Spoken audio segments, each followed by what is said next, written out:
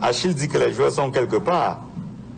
Adam, vous avez pu glaner quelques informations. Comment comprendre qu'à 6 jours d'une rencontre, on en soit à chercher où se trouvent les joueurs?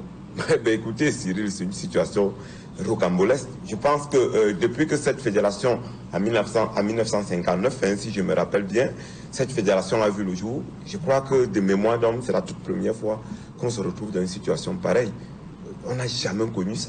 On est en train de vivre une époque où on va raconter à nos enfants et à nos petits-enfants. Pour revenir à la question de savoir où se trouvent les joueurs, Malin est celui qui va répondre avec exactitude. Parce qu'il y a tellement des informations et des contre-informations qui circulent un peu partout que l'on ne saurait exactement qui dit vrai et qui ne dit pas vrai. Ce qui est sûr, les joueurs sont quelque part, comme vous l'avez dit. Donc ils sont arrivés, mais ils sont regroupés, recroquevillés, cachés quelque part. Il y a 2 sites.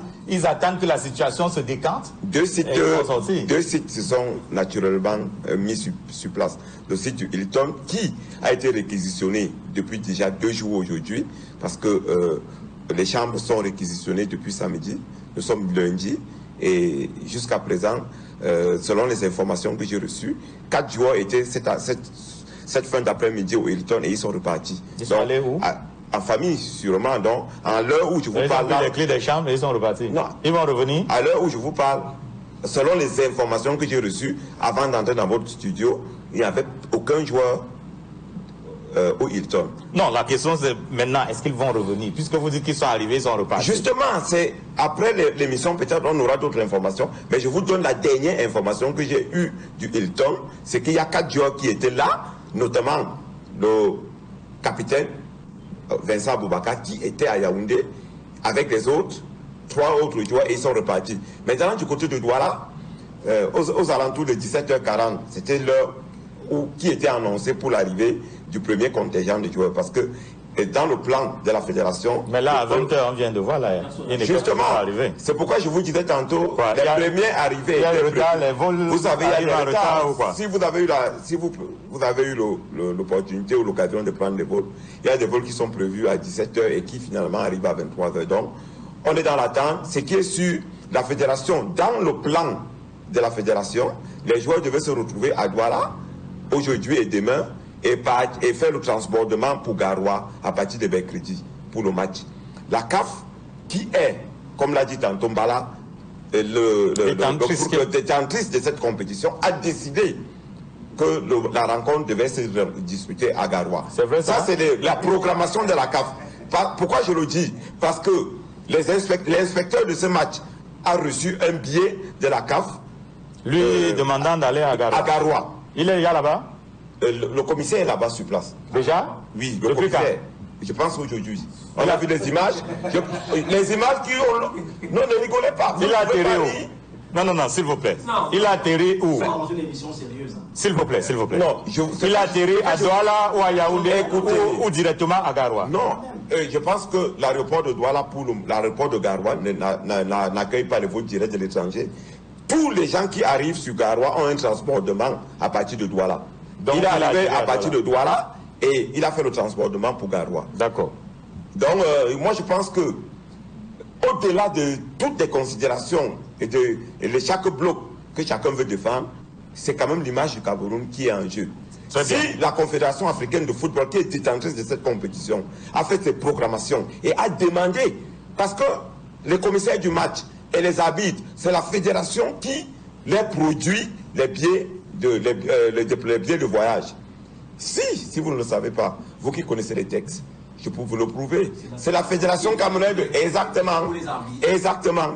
Alors, voilà. Je disais qu'on va rentrer dans le... Tout ceci arrive parce que il y a un problème sur le choix du site. Du stade ou du site. En tout cas, quelqu'un sur le plateau souhaite qu'on parle davantage de site. Alors, la fédération, dans un premier temps, avait ciblé Douala. L'ONIES a été sollicité et l'ONIES a pu démontrer que ce stade-là, en l'état actuel, ne pouvait pas accueillir une rencontre de cette envergure. L'ONIES a suggéré que ce soit le stade Omnisport Amadou Ahidjo de Yaoundé. Les pouvoirs publics se sont appuyés, en tout cas, ont validé, si j'ose dire, cette suggestion de l'ONIES. Mais la FECAFOOT, elle a préféré plutôt aller à Garoua Mais l'ONIES persiste et signe. Garoua non plus ne peut pas, en l'état actuel, accueillir une rencontre de cette envergure. Et le problème de savoir qui décide de quoi c'est donc posé, Jim Noah, vous vouliez en parler. Qui choisit le stade? Parce que quand Adam dit que la CAF a programmé, a décidé que ce sera à Garoua, c'est bien parce que quelqu'un lui dit que Garoua peut abriter cette rencontre. Qui est allé dire à la CAF que Garoua pouvait abriter cette rencontre? Et sur quoi cette personne ou cette structure, cette organisation s'est-elle appuyée? D'accord, Cyril, déjà, j'aimerais que nous posions les bases pour que les uns et les autres laissent les gens s'exprimer. Comme moi, je n'arracherai la parole à personne. Bien sûr, c'est moi, je fais la police. Non, c'est important. Non, c'est moi, je fais la police. Je peux vous donner la parole, je peux vous la retirer quand je veux, c'est moi qui... Justement, deuxième des choses, de nous permettre de nous apaisantir sur ces sujets qui sont aussi importants. Alors... Venons-en à ma question. La question que vous posez pour résumer la problématique, c'est qui se réserve la prérogative du choix du site, la prérogative du lieu de la rencontre. Tout à fait. J'ai entendu des gens raconter n'importe quoi, je ne veux pas être pédant. Les gens disent n'importe quoi, ça va dans tous les sens. J'étais obligé d'ailleurs de commettre un petit article. Là-dessus, je disais que les podiums sont devenus des plateaux de télévision sont devenus des podiums de mensonges et de haine, et ainsi de suite. Nous avons ce qu'on appelle le règlement de la Coupe d'Afrique des Nations. La CAF a une convention à laquelle le Cameroun a souscrit. Convention avec qui? Avec des États membres. Les États. Les États membres. C'est-à-dire les pouvoirs publics. Oui, à travers la fédération, parce qu'en fait, il y a ce qu'on appelle le service public du sport.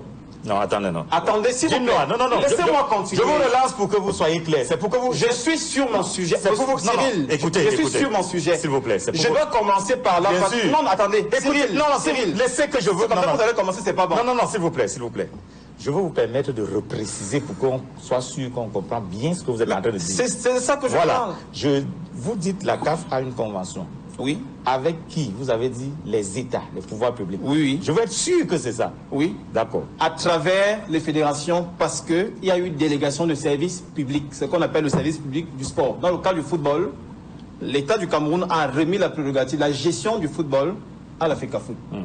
Donc, la FECAFOOT, c'est la voix de l'État du Cameroun lorsqu'on parle des affaires du football, concernant la CAF. C'est de ça que je parle. Alors, ce règlement-là est celui qui régit tous les États membres, toutes les fédérations membres, lorsqu'une compétition de la CAF doit se jouer. Je vais citer 3 articles. Un article avec ses alinéas.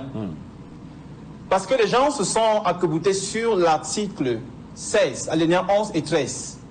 J'ai entendu quelqu'un dire que l'article 13 dit que si le stade de la capitale n'est pas disponible et que la fédération haute est obligée de... Il expliquait ça, je ne sais pas ce qu'il voulait raconter. L'article 2, 6, alinéa 2, 16, alinéa 2 est clair. La prérogative du 16, alinéa 2 du règlement de la Coupe d'Afrique des Nations. Je peux vous lire ça. La fédération haute a le droit de jouer son match dans la capitale de son pays ou dans une autre ville. Dans ce cas, les frais de transport aller-retour de l'équipe visiteuse de la capitale à la ville retenue pour le déroulement du match seront à la charge de la fédération. L'article 11 maintenant. L'article 16, l'article 16, toujours le point 11, revient et reprécise, parce que j'aimerais que vous teniez les textes. Moi, je vais rester sur la base des textes aujourd'hui. L'article 16, alinéa 11, est encore clair là-dessus. Cet article dit que... Je peux vous aider à lire, hein? Allez-y. Puisque je l'ai devant moi. Oui, lisez. Le lieu de la rencontre doit être fixé par la fédération 2 mois avant le match. Maintenant, allez à l'article 13. À l'article 16.13. Alinéa 16. Oui, alinéa 13. Alinéa 13. Article 16. Mais là, vous nous rappelez aux mêmes alinéas. Vous avez dit que vous aviez d'autres alinéas. Allez-y. Je vous ai D'accord. Non, attendez. Non, je lis. Vous êtes panéliste? Du tout. Alors, mais je dois vous relancer de tout le temps. Non, vous avez dit que vous avez d'autres alinéas. Maintenant, si vous nous donnez les mêmes alinéas, c'est un problème. J'ai dit article 16.2, article 16.11, et article 16.13. C'est ce que je veux lire là maintenant. Point 13. Lorsque le stade de la capitale est suspendu ou indisponible et que la Fédération nationale est obligée de jouer son match sur le stade d'une autre ville, les conditions du paragraphe 16-14 doivent être respectées. Alors, On lit ce 16-14 aussi? Non, c'est pas nécessaire, vous pouvez lire, c'est pas nécessaire. De ce point de vue, tout le monde devrait être unanime sur le fait que le choix du site, le choix du lieu du match revient à la FECAFOOT. Il n'y a pas de demi-mesure là-dessus. L'article 13 dit, ce qu'il dit, c'est que lorsque c'est ce stade-là qui a été initialement choisi, celui de la capitale, qui a été initialement choisi, et qu'il a été déclaré indisponible par l'organe compétent, en ce moment, la FECAFOOT se sent donc obligée d'aller jouer dans une autre ville.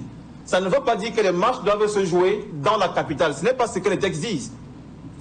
La loi a ceci de particulier. Vous avez cité l'article 16.2. Oui. Je le relis. Allez-y lire. La fédération a le droit oui. de jouer son match dans la capitale de son pays. Oui. Continuez. Ou dans une autre ville. Bien sûr, comme Garoua. On a dit dans la capitale d'abord, l'autre ville... Ça ne change rien. D'accord. Attendez, laissez-moi finir. Non, non, là c'était dans 16-14, il a dit que... Attendez, non, attendez, Cyril. Non, non, il a la parole, s'il vous plaît, il a la parole. S'il vous plaît. Vous voyez pourquoi j'ai commencé à parler au départ? C'est moi qui fais la police, ne les écoutez pas. Voilà, et vous laissez modérateur, vous êtes professionnel, donc restez sur votre... Bien sûr, je vous relance de temps en temps. Je dis ceci, je dis que de ce point de vue, tout le monde devrait être unanime sur le point selon lequel la FECAFOOT est la fédération et l'institution qui se réserve la prérogative du choix du lieu. D'accord, c'est entendu. Il revient à la FECAFOOT de choisir le lieu ou le site. Bon, que ce soit à la capitale ou ailleurs. Comme à Garoua par exemple. D'accord, vous l'avez dit, c'est entendu. Christian, je viens à vous directement. Alors, au regard de ces assises, parce qu'il faut reconnaître aussi qu'il y a un peu de confusion quand même. Parce que si on dit à l'article 16.2, la fédération a le droit de jouer son match dans la capitale de son pays ou dans une autre ville. L'article 16.11 crée un tout petit peu brouille dans les esprits. 16.11 dit le lieu de la rencontre doit être fixé par la fédération, alors qu'auparavant on lui dit qu'elle doit jouer dans la capitale. Et dans 16.13 on dit encore que lorsque la capitale est suspendue ou indisponible, c'est à ce moment qu'on peut aller ailleurs. Pourquoi ne pas dire une fois capitale et on arrête là? Le stade de la capitale. Ne faisons pas un procès hâtif aux membres de la commission des affaires juridiques qui sont chargés de la rédaction des projets de texte, parce qu'il faut savoir que la commission des affaires juridiques de la CAF rédige les projets de texte, statuts, règlement des compétitions, code disciplinaire, code éthique, et que l'organe qui est chargé de l'adoption en vue de leur opposabilité, c'est le comité exécutif.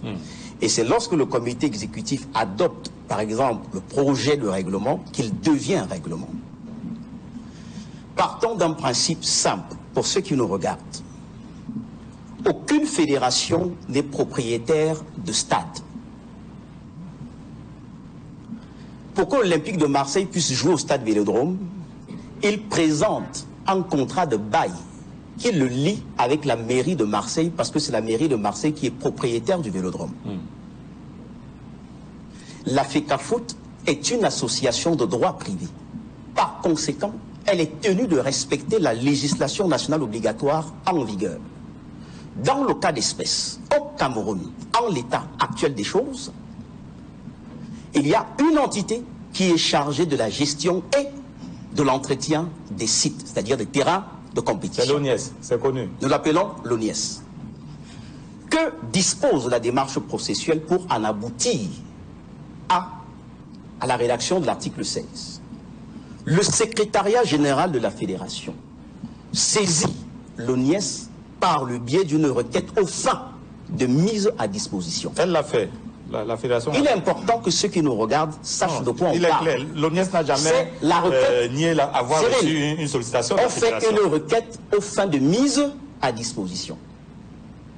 Lorsque la requête aux fins de mise à disposition est reçue par l'ONIES, l'ONIES apprécie, parce que la seule condition, c'est que vous devez faire la sollicitation auprès d'un stade homologué par la CAF. Il y en a 4 au Cameroun pour le moment. Dans le cas d'espèce, Douala, Japoma, Douala, Réunification, Garoua et Yaoundé Fandena. L'ONIES ne suggère pas, l'ONIES ne propose pas, l'ONIES décide en fonction de la viabilité de chaque site. Et c'est lorsque... Oui, mais on a quand même vu... Non. On a quand même vu le courrier de l'ONIES où il disait à l'Africa Foot, nous vous suggérons... Oui, j'ai dit dans ceci. L'ONIES n'a pas décidé. La suggestion va dans quel sens, Cyril?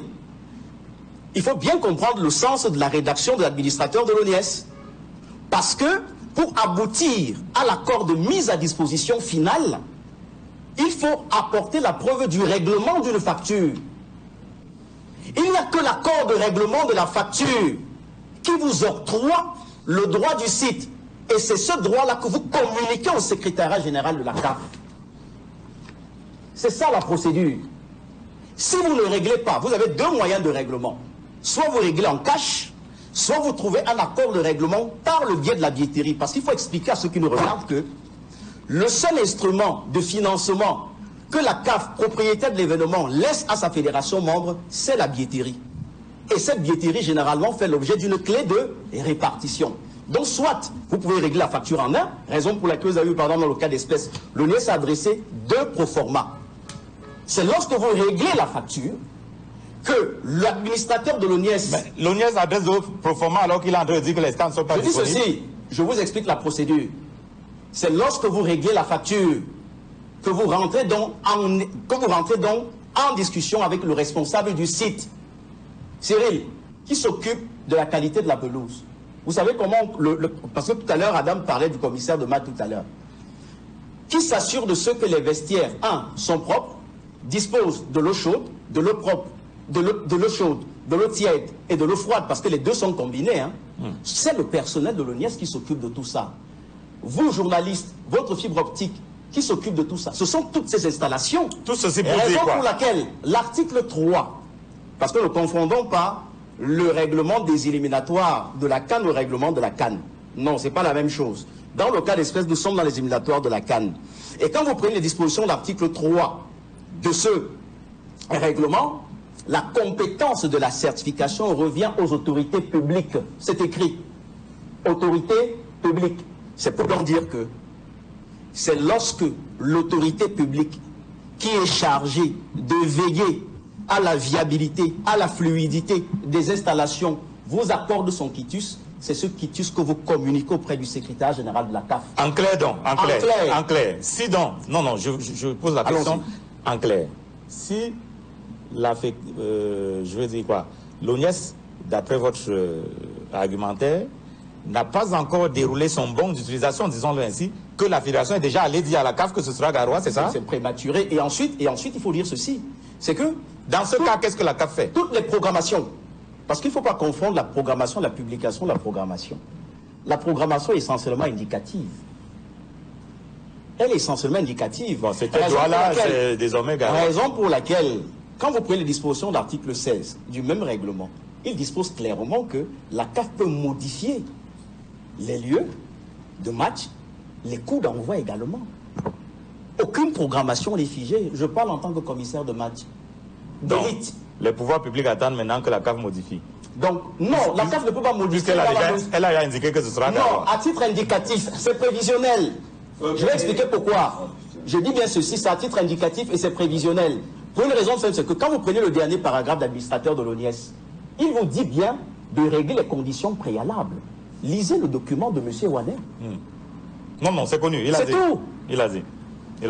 Tant que vous ne réglez pas, vous ne pouvez pas rentrer en discussion avec le responsable de site parce que c'est lui qui tient les clés. Vous aurez accès aux aires d'entraînement comment? Qui vous dira qu'effectivement, il y a de l'électricité dans tel vestiaire ou dans tel autre? Qui aménage le bureau des officiels? Qui aménage le bureau, par exemple, du commissaire? Parce que j'ai entendu tout à l'heure que c'est le commissaire qui est arrivé. C'est faux, monsieur.